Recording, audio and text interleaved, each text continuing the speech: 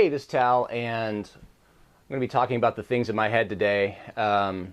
First thing is that we're going to be doing is a book review of Inbound Marketing. I just finished it last night, and overall, I think it's a good book. There's really, five things that I like to say about it. First, it's an excellent overall primer on writing for the web, not just content for your customers, but also creating content that gets found by the search engines.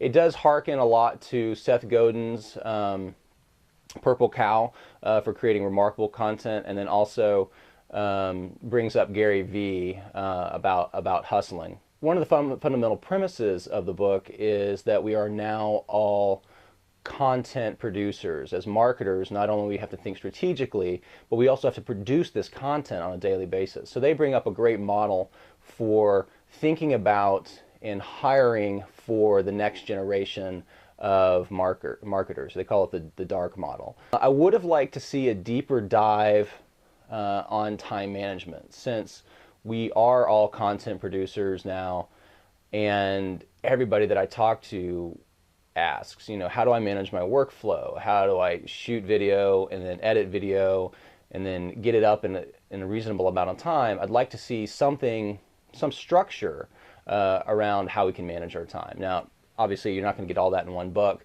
and maybe the HubSpot, maybe on HubSpot or Inbound Marketing University, we'll have more information about that. I think that would be something that'd be really interesting to see.